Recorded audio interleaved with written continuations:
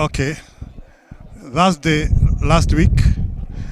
The Kenya Conference of Catholic Bishops issued a statement, and in the statement, they talked about a number of things that are happening in the country.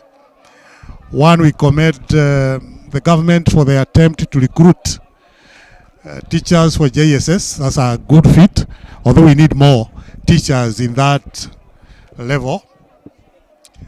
46,000 is the first recruitment. Others will be recruited. Beyond that, there are a number of things that are not going right in this country, particularly the transition from NHIF to SHIF. This has gone terribly wrong. We have patients going to hospital, they cannot access medical care. Some are suffering at home. Some of them have died. So sad.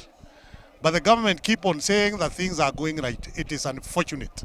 Just as the bishop said, and we have also been saying it as the Presbyterian Church of East Africa, that transition ought to have been managed better, because Kenyans are suffering in a very big way. And we are sad that government is still saying it is going on well, yet there are very vivid pictures of people who are suffering all over the country, in all counties. They can't access medical care.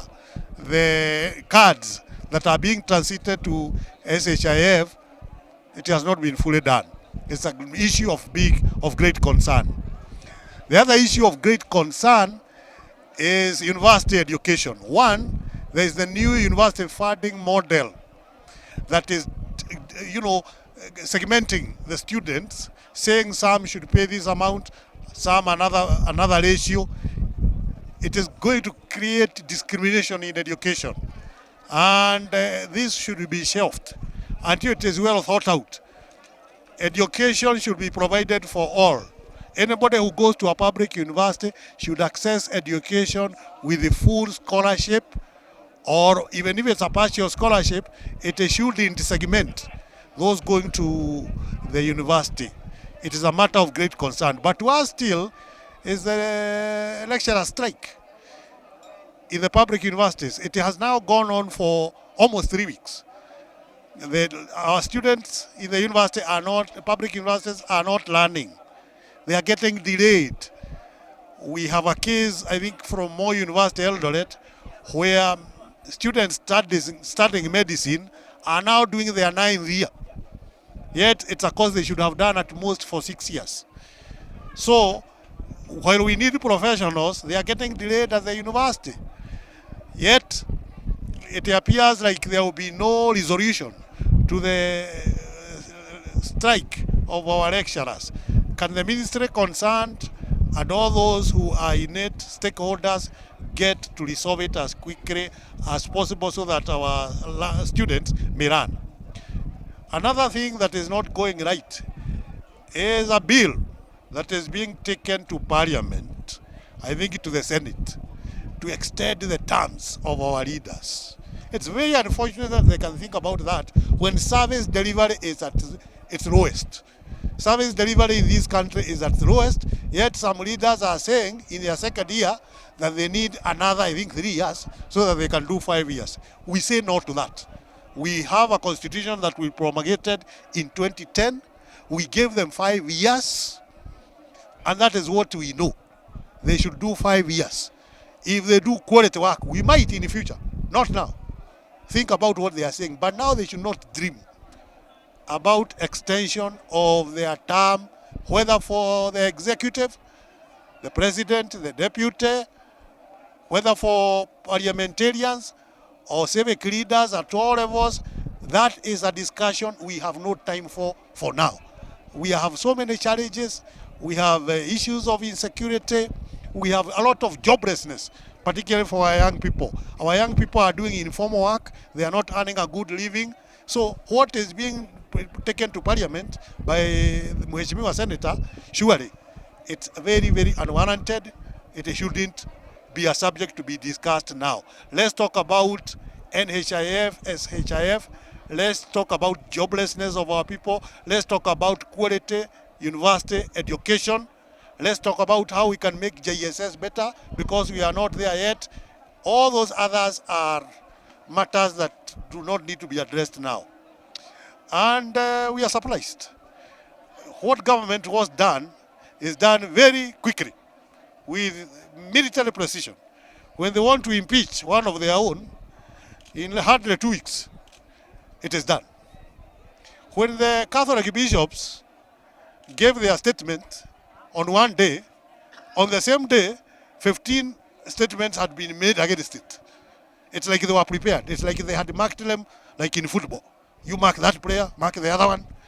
So the moment the Catholic bishops and they spoke for Kenyans, our leaders were up in arms against them. I wish they would use the same speed to respond to the issues affecting Kenyans. Otherwise, we are going in the wrong direction. We are talking to the president, that is the executive, we are talking to parliament. You are not addressing issues of Wajiko. The Mama Boga you talked about, the Boda guy you talked about is very restless. He's very unhappy with the style of things, the way you are doing things. However, you have time to recorrect yourselves. We are praying for you, but we'll always verify you if you do not do the right thing. Thank you. Wakenya hamjambo tena. Asante sana kwa siku ya leo.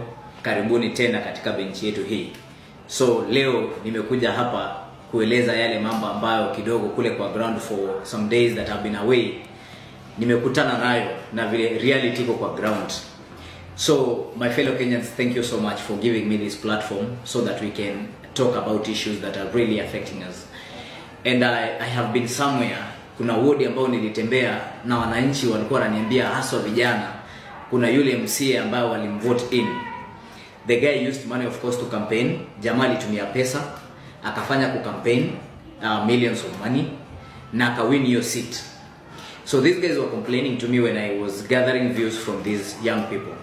Walikuwa wananiambia the MCA is not working and is not delivered the things that he had promised. Kuna zile daraja alikuwa amesema hajafanya, kuna zile springs za maji hajafanya, kuna zile the pathways zenye zinaingia kwa vijiji za watu hajafanya kitu. So people were asking, huyu jamaa alikuwa anawapea so many promises and he has not delivered. But I want to bring back the scenario onto this platform. Nilikuwa nimewaambia in the past recent videos kwamba politics ya sahi has become more of business. Mimi nataka niwaulize wa Kenya, if I've come to you people and I've bought your votes, nime spend over 1 million shillings just to buy your votes so that you can vote me in. What business do I have in delivering development projects to you people? So jambo la kwanza unafaa uelewe, politics, if you decide to sell your vote, upewe 500, upewe 1000, upewe 200, ununuliwe chumvi ama mgangano, and you sell your vote, I promise you and I guarantee you, there is nothing you are going to reap as a development project from these people. Kwa sababu what already you have done, you have transacted. Umempea kura, amekupea pesa, and it's done. The business is closed. So for me, I felt that the MCA is doing justice, the MP elsewhere is doing justice, because it is you people who decided to be given that money, to be given that token, so that you can give in your vote without a thought. Bila ya kufikiria ukapeana kura. Sasa saa hii tunalia barabara ziko mbaya, ziko na matope, hatuna mahali pa kuchota maji, but we do not know it is our making. So mimi nataka niwaeleza wa Kenya, including those people who talked to me just the other day about the MCAs who have become a puny and their MPs. Na mimi nataka niwaeleze, we have talked about this, and this is why we were insisting with Morara kwamba tunafaa kuwa na civic education, so that we understand we have to change the dynamic of politics of Kenya. Mambo ya kupewa pesa ndio vote, it's what is costing you people pale kwa village. Hiyo ndio kitu inaendelea kutukost hapa kwa town. So I want to tell us that let us have that sober mind and our sanity back, so that we make decisions soberly, so that we vote in people whom we have made an analysis from their background check and understood that these people can deliver. Sijui kama tunaelewana wa Kenya. Kwa hivyo to spread the good news and gospel that we need to change the dynamic of politics and start voting in leaders who can deliver, not money. Asanteni sana, and I believe we are going to do a great justice to our country Kenya. Viva Kenya. Salale. Asanteni sana wa Kenya.